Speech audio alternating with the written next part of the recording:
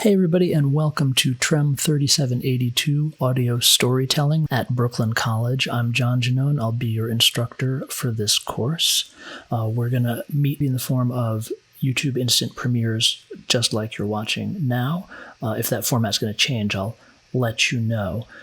We have a Discord server. I'm going to send you the invitation for that, and that's where we do office hours and chatting during the synchronous meetings. I also have some set-aside office hours, but really I'm free to meet you anytime, and I really look forward to interacting with each one of you personally and getting to know you.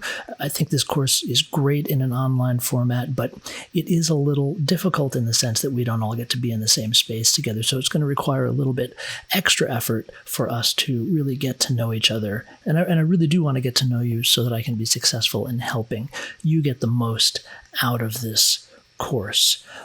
There's a couple things I had emailed you and asked you to do before the first class meeting, and I do hope you've had a chance to do those. If not, why don't you stop this video and take care of them, because we are going to be using Audacity in the class today. So first thing you need to do is make a test audio recording with your smartphone, or if you have an audio recorder, that's great, and I want you to use that. And make sure you know how to transfer that audio file to your computer. It may involve plugging in a USB cable, or maybe airdropping it to yourself, or maybe you're going to need to email it to yourself or upload it to Dropbox. Who knows? You got to figure out a method of getting those audio files from your smartphone to your computer, or from your recorder to your computer. Then the first software we're going to use this semester, and we're going to use a number of different pieces of software, is called Audacity. And it's a wonderful audio editing and processing piece of software. It's completely free. And you're going to need to download and install that on your computer. So you go to the website audacityteam.org, and on the download menu, choose your platform. It's available for Windows, Mac, and Linux. So run Audacity and open the sound file you recorded. Make sure you can play it back and verify that you can hear the sound file playing back. And get in contact with me if you have any problems. So here's what that's going to look like. This is the Audacity software. Here's an audio file that's been opened into Audacity, and just clicking anywhere on the timeline. Hello, this is Neav Conti, and I'm speaking to you from another dimension. So the sound file should play back. And we're going to actually work with this sound file later during the tutorial portion of the class today, so you can learn how to clean up the audio and make it presentable, because the quality of the sound you're recording on your smartphones is going to be good, but it's not going to be great. But there's things that we can do day one to make that sound quality much improved. So before we get into the rest of the syllabus, which is going to take quite a while, I really want to move through some sections of the syllabus in detail. I'd like to begin the class with some audio storytelling. So I found a wonderful story. There's a gallery in London, Whitechapel Gallery, that puts out collections of writings on contemporary art. And there's one of their volumes is about the relationship between science fiction and contemporary art. And I was reading this yesterday, and I came across a beautiful piece by the artists Alora and Calzadilla in collaboration with science fiction author Ted Chiang. So Alora and Calzadilla created a video installation called The Great Silence in 2014 that centers on the world's largest radio telescope, located in Puerto Rico, home of the last remaining population of a critically endangered species of parrots. So for the work, the artist collaborated with science fiction author Ted Chiang, who wrote a script of a fable that ponders the irreducible gap between living, non-living, human, animal, technological, and cosmic actors. And this is an excerpt from that I'd like to read as an opening to the class, because it is a story that tells the story of storytelling. And I think that is a really beautiful starting place for this course. So here it is. It's about 10 minutes long.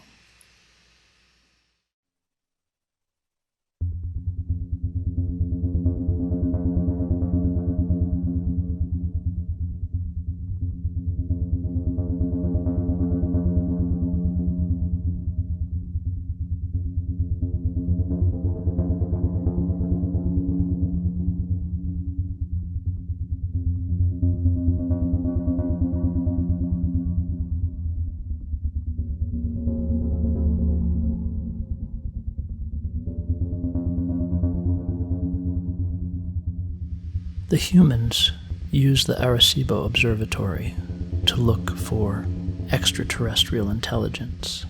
Their desire to make a connection is so strong that they've created an ear capable of hearing across the universe. But I and my fellow parrots are right here.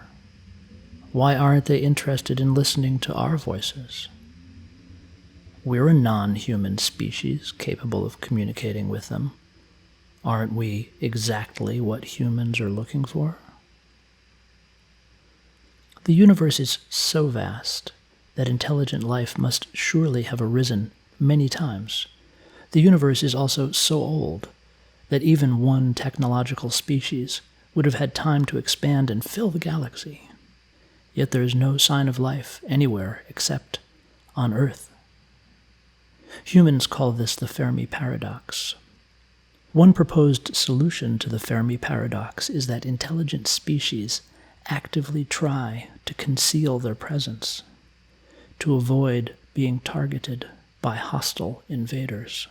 Speaking as a member of a species that has been driven nearly to extinction by humans, I can attest that this is a wise strategy. It makes sense to remain quiet and avoid attracting attention. The Fermi paradox is sometimes known as the Great Silence. The universe ought to be a cacophony of voices, but instead, it's disconcertingly quiet. Some humans theorize that intelligent species go extinct before they can expand into outer space. If they're correct, then the hush of the night sky is the silence of a graveyard. Hundreds of years ago, my kind was so plentiful that the Rio Abajo forest resounded with our voices. Now, we're almost gone. Soon this rainforest may be as silent as the rest of the universe. There was an African gray parrot named Alex. He was famous for his cognitive abilities, famous among humans, that is. A human researcher named Irene Pepperberg spent 30 years studying Alex.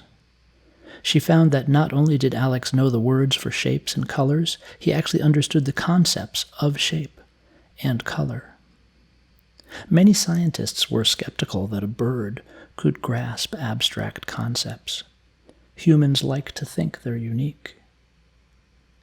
But eventually, Pepperberg convinced them that Alex wasn't just repeating words, that he understood what he was saying. Out of all my cousins, Alex was the only one who came closest to being taken seriously as a communication partner by humans. Alex died suddenly when he was still relatively young. The evening before he died, Alex said to Pepperberg, "You be good. I love you." If humans are looking for a connection with a non-human intelligence, what more can they ask for than that? Every parrot has a unique call that it uses to identify itself. Biologists refer to this as the parrot's contact call. In 1974, astronomers used Arecibo to broadcast a message into outer space, intended to demonstrate human intelligence. That was humanity's contact call. In the wild, parrots address each other by name. One bird imitates another's contact call to get the other bird's attention. If humans ever detect the Arecibo message being sent back to Earth, they will know someone is trying to get their attention. Parrots are vocal learners.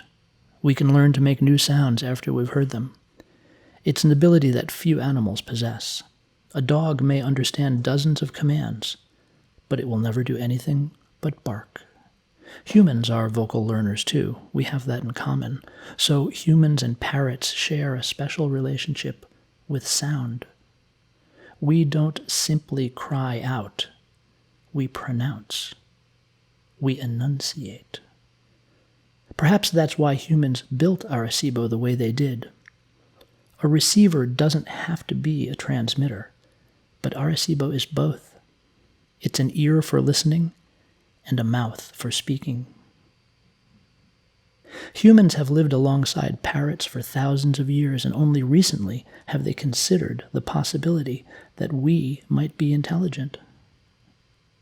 I suppose I can't blame them. We parrots used to think humans weren't very bright. It's hard to make sense of behavior that's so different from your own. But parrots are more similar to humans than any extraterrestrial species will be, and humans can observe us up close. They can look us in the eye. How do they expect to recognize an alien intelligence if all they can do is eavesdrop from 100 light years away? It's no coincidence that aspiration means both hope and the act of breathing. When we speak, we use the breath in our lungs to give our thoughts a physical form. The sounds we make are simultaneously our intentions and our life force. I speak, therefore I am. Vocal learners like parrots and humans are perhaps the only ones who fully comprehend the truth of this. There's a pleasure that comes from shaping sounds with your mouth. It's so primal and visceral that throughout their history, humans have considered the activity a pathway to the divine. Pythagorean mystics believed that vowels represented the music of the spheres and chanted to draw power from them. Pentecostal Christians believe that when they speak in tongues, they're speaking the language used by angels in heaven. Brahmin Hindus believe that by reciting mantras, they're strengthening the building blocks of reality. Only a species of vocal learners would ascribe such importance to sound in their mythologies. We parrots can appreciate that. According to Hindu mythology, the universe was created with a sound, Om. It's a syllable that contains within it everything that ever was and everything that will be. When the Arecibo telescope is pointed at the space between stars, it hears a faint hum. Astronomers call that the cosmic microwave background. It's the residual radiation of the Big Bang, the explosion that created the universe 14 billion years ago. But you can also think of it as a barely audible reverberation of that original Om. That syllable was so resonant that the night sky will keep vibrating for as long as the universe exists. When Arecibo is not listening to anything else, it hears the voice of creation. We Puerto Rican parrots have our own myths. They're simpler than human mythology, but I think humans would take pleasure from them. Alas, our myths are being lost as my species dies out. I doubt the humans will have deciphered our language before we're gone. So, the extinction of my species doesn't just mean the loss of a group of birds. It's also the disappearance of our language, our rituals, our traditions. It's the silencing of our voice. Human activity has brought my kind to the brink of extinction, but I don't blame them for it. They didn't do it maliciously. They just weren't paying attention. And humans create such beautiful myths. What imaginations they have. Perhaps that's why their aspirations are so immense. Look at Arecibo. Any species who can build such a thing must have greatness within it. My species probably won't be here for much longer. It's likely that we'll die before our time and join the great silence. But before we go, we are sending a message to humanity. We just hope the telescope at Arecibo will enable them to hear it. The message is this: you be good. I love you.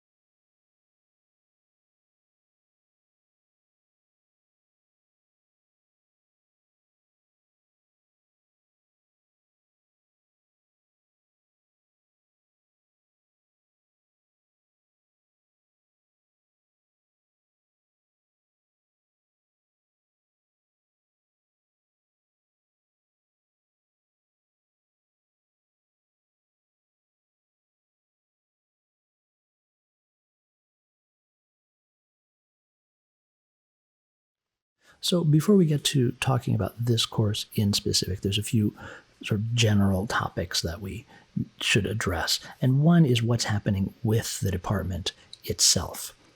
The department has updated its name and mission. So it's now the Department of Television, Radio, and Emerging Media. And the department has committed itself to teaching the concepts, techniques, and technologies rapidly emerging in the 21st century media field. This change will manifest in many classes, including this class, and may not yet be reflected in course catalog descriptions. So some of the changes that are happening right now, and they're happening so rapidly, are just mind-boggling. We have artificial intelligence and computer learning becoming extremely influential in the media field. We have incredible visual effects, from our science fiction to our natural disasters to our car crashes to our jet planes, the rooms that our characters are in, and even the characters themselves are being generated or simulated on the computer. So whether or not you think this is a good thing or a bad thing, or whether it's going to, be harmful to actors or beneficial to actors, or is going to have creative potential or not have creative potential, it's coming. Artificial intelligence is coming to our field, and it's going to influence the kind of jobs that are out there and the way in which productions are made, and it's going to be a significant transformation of the field. Now, I'm not saying we're going to study artificial intelligence in this course in particular. I'm talking more broadly about what we mean when we talk about emerging media, and how do you prepare students? How do we as faculty prepare you to be working in a world where the media is changing so rapidly, and where it's computers and technology that are doing this changing? How do you become the kind of producers who can walk into an environment where there's going to be new technology on the table for each production you work on? Right now we have virtual sets, we have total virtual environments, and CGI has progressed to an absolutely astounding level. But the thing that's happening that's quite new is the emergence of performers like Michaela. Because Michaela is a completely virtual entity. And she's the first virtual performer to receive a contract with an agent. And this is a really significant moment, because she doesn't exist. But at the same time, she appears alongside human performers in music videos. She has a YouTube channel, quite a popular YouTube channel, and she's entering into the space previously only occupied by real humans. Now, of course, on one hand, this isn't all that different from Who Framed Roger Rabbit, mixing animation and live action. But the fact that she is nearly across the uncanny valley, that she's almost convincingly human, makes her quite distinct, in the sense that the border is breaking down even more than CGI broke it down between the virtual and the real. And this is going to be an important topic, an important issue in the field very soon.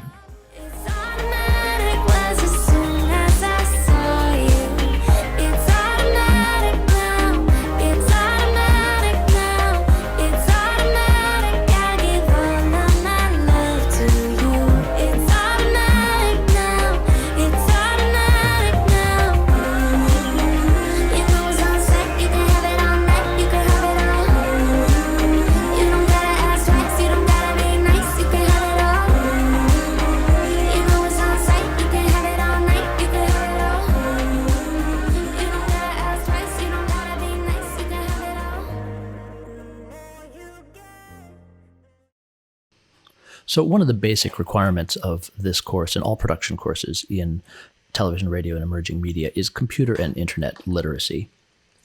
Even before the department name and mission change, television radio was the most computer-intensive department in the arts at Brooklyn College.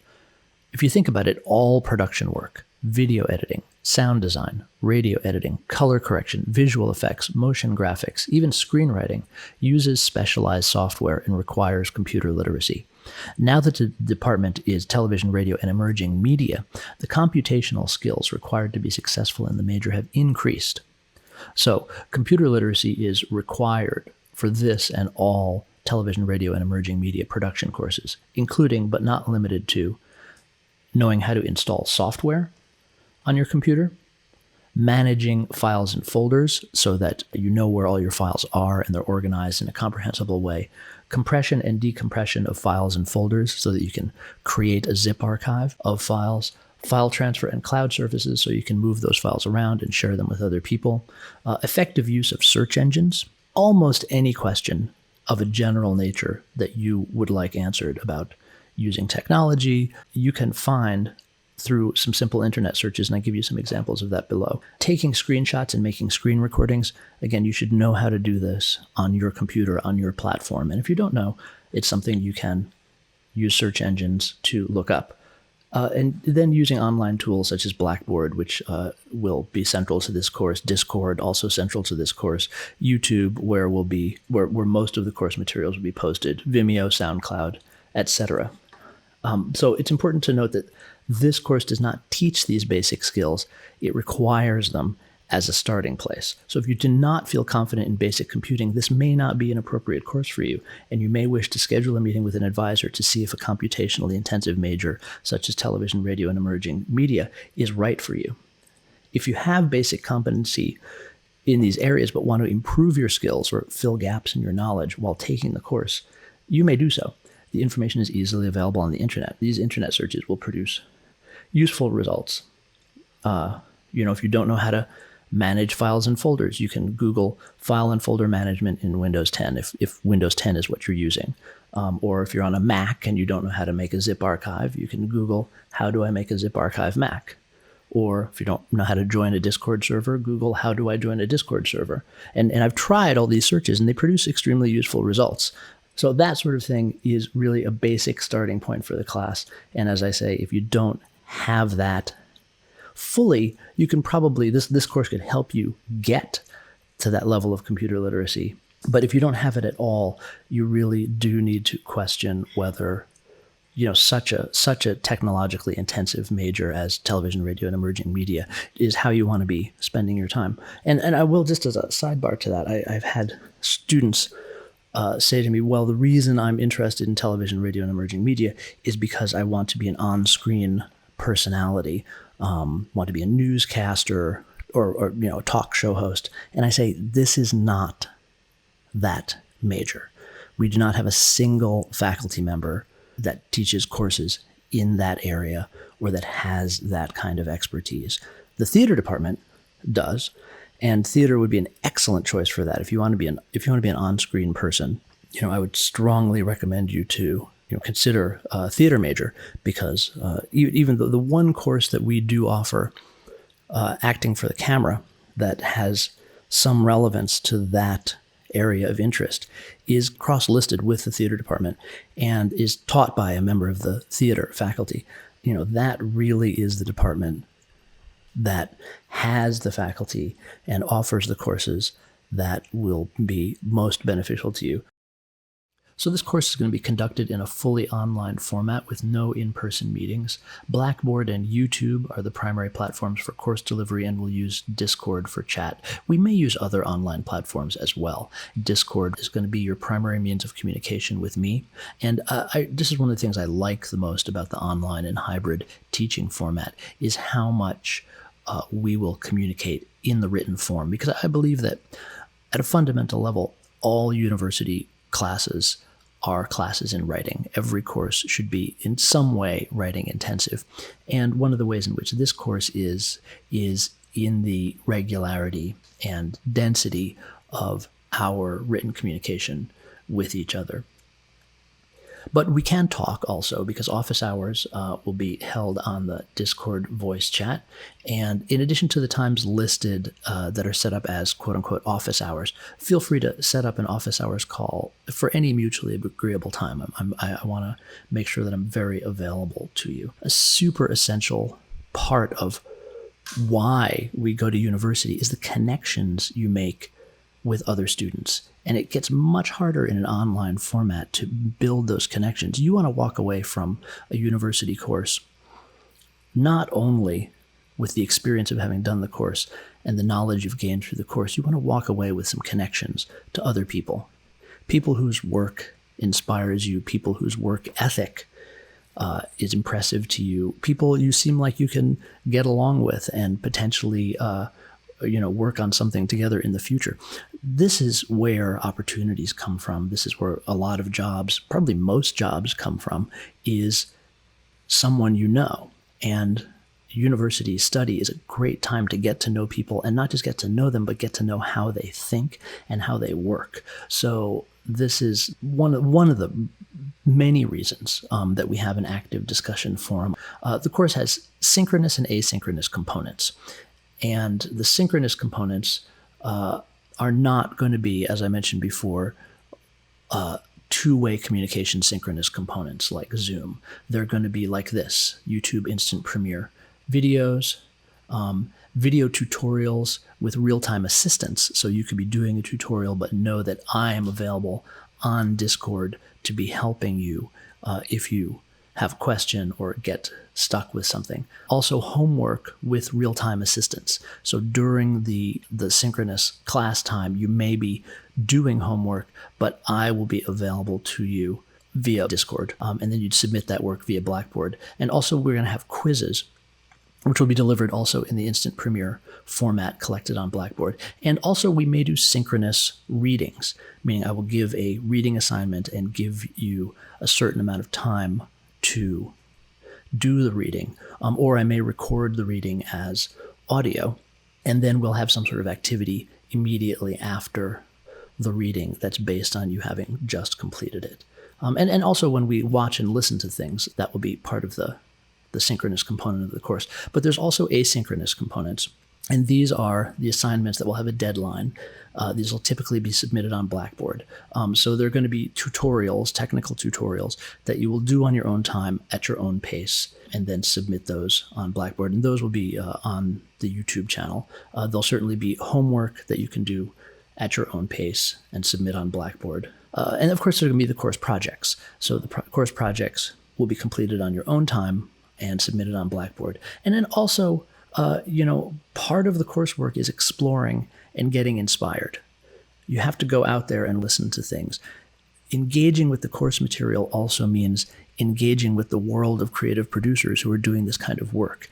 And, I'm going to guide you to a lot of that stuff, but also it is part of your work to be looking, be exploring, be finding artists who you think are doing important things and who are inspirational to you. And also finding artists who are new to you and a surprise to you, and kind of are approaching things in a different way or a way you never thought of. So that's going to be a component of this class as well. So what is this class? What is audio storytelling? Well, I think that's actually the primary question. What does audio storytelling mean today in our age of rapidly emerging and transforming media and in the shadow of a global pandemic? Audio storytelling describes a huge range of human activities, from audiobooks to opera, from hip-hop to radio drama, from a political speech to a sermon. We tell many, many kinds of stories with sound. And it is not only the sound of human voices that can tell stories. Instruments, objects, environments, and synthesized sounds are audio storytelling tools as well. In a sense, audio storytelling encompasses all of the sonic arts. So this semester, we're going to explore audio storytelling as broadly as possible. Every week, we will be making and editing recordings, finding and creating sounds, and thinking about different methods of editing, transforming, and combining sounds to tell stories. We'll listen to the work of a wide range of contemporary and historical audio storytellers, from Robert Ashley to Milo, from William S. Burroughs to Sun Ra. In this course, we'll not listen to like or dislike, to agree or disagree, or even to respect or disrespect. Not that these are uninteresting ways to listen. That's just not the work of this semester. This semester, we will listen to discover the possible nature of the audio artist's experiment, to glimpse or surmise their motivation or intent, and to imagine different ways of hearing the world, making sounds in the world, and ultimately thinking about the world. This semester is an opening of the ears, a journey into sound and sounding, an exercise in, as the wonderful composer Pauline Oliveros called it, deep listening. From this listening, we will be moved or challenged to make things, to put sound out into the world. To that end, there will be weekly small projects, some which we'll complete during our synchronous meetings or some within a week. And there'll be several larger projects. Almost every week you will record, transcribe, write, or edit something. And work you make one week will become source material for a project in another week. The larger projects will allow you to work in a longer form and explore a single idea in more depth. You'll end the semester with a significant library of recordings and experiments, and at least one substantial project that's suitable for inclusion in an audio reel or other creative portfolio. So for the rest of this section of the class, I want to start playing some of those things. I want to start our process of listening. So I've put together a couple of examples of audio storytelling that are not meant to give you the whole picture. They're a tiny little slice. They're what I thought would be an interesting starting place. So they're not what the semester is about. They're not where we're headed this semester. They're just a first step in this exploration that we're doing together this semester. Also, just be aware that a couple of the things I picked have some violent imagery and strong language in them. So just be ready for that.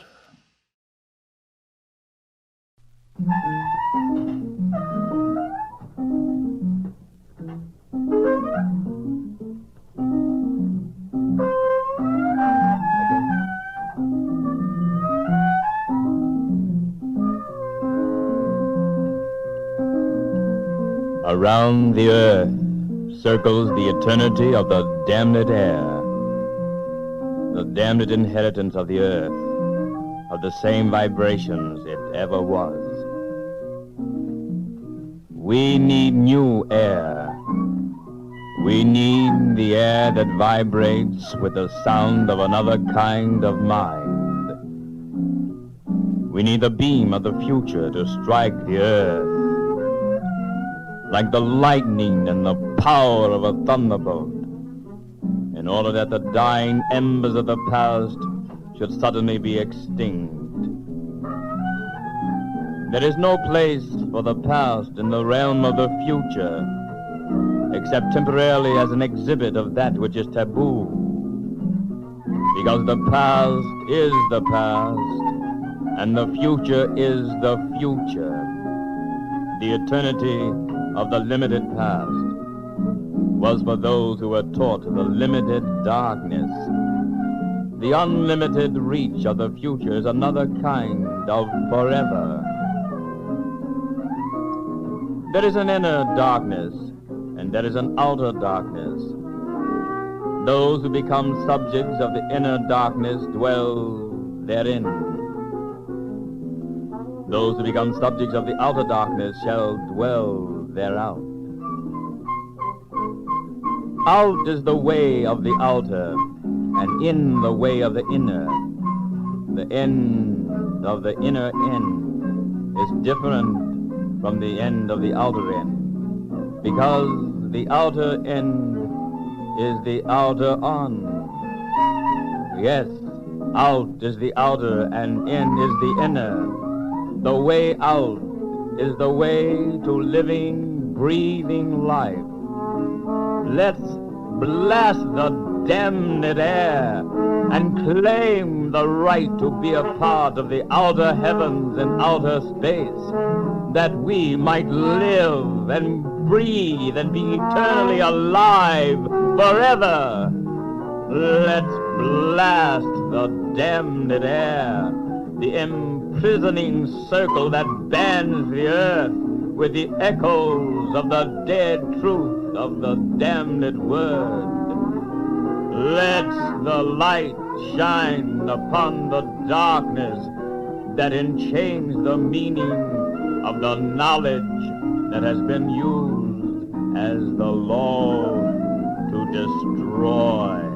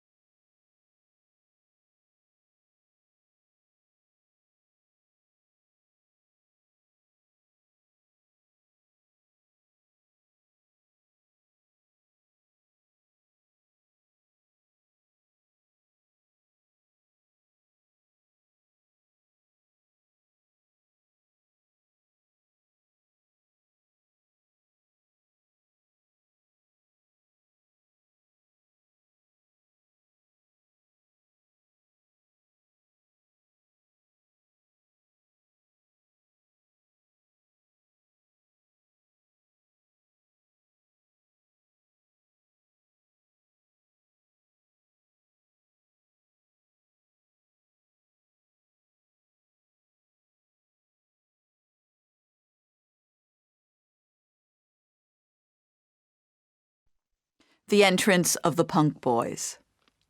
Among 100 brothers him I greet, who ate my heart, and I his heart did eat. According to the first of the punk boys, the body is still in a process of being forged, especially his body.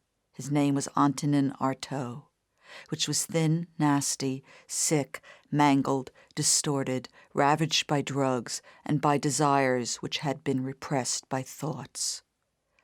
The body, Artaud further said, has an infinite capacity for self-transformation. Artaud actually talked in a far more disgusting manner, just like the rest of his brethren, the filthy, dirty boys. All of the punk boys had fucked their mothers and were no longer colonized. They didn't care. Now, the growth of private property, one characteristic of the bourgeois industrial world, had died. Private property, in the form of multinational and ex-national capital, returned to the hands of the few. Economic, therefore political power seemed centralized. The decrease, finally the disappearance of private property, was directly related to a movement away from, then to the disappearance of the memory of patriarchy. The punks, in other words, were one beginning of a new world. Though these punks were at the edges of a beginning of a new world, they had no idea how to relate to each other. For them, language wasn't a problem. Though he was the proto-punk boy, Artaud was the one whom the punk boys disavowed. He was continually fighting off drugs and so wanted to destroy everything. Like him, all of the punk boys wanted to destroy. They disavowed history, but they were the direct descendants of Heliogabalus of Alexandria, who had been made emperor at 14 years of age. Heliogabalus despised his government and was anarchistic. His reign was replete with murder, incest, and the lack of values. The Alexandrian police cut apart Heliogabalus when he was 18 years old in the toilets of his own palace, and then threw his corpse outside on the dirt where 2 dogs happened to be pissing. To be kissed by a punk boy was to be drawn into insanity or toward death, the last of the race of white men. And to fuck one of them, said a girl who was doing just that, is to be drawn into murder. Perhaps this was what happened to the prostitutes. They didn't commence their violent actions because they had started masturbating, as O had thought. They began because the punk boys came to town, and the whores got touched by these boys. The punks taught the whores. We're not free, because at any moment the sky could explode into shreds of flesh. Europe is far away, farther because the civilized West has disappeared, already shreds of flesh without any explosion. The punks further said, terror is the answer for our times, because we, whores and punks, cannot liberate ourselves by running away from horror, a horror that is nameless. But, O replied, I've already lived through horror. I won't know where prostitution came from until I can get rid of it. My mother's inside me. She wants me to suicide because she suicided. I could try to find a father so there would be no more mother, but there are no fathers around. All of the whores agreed with O.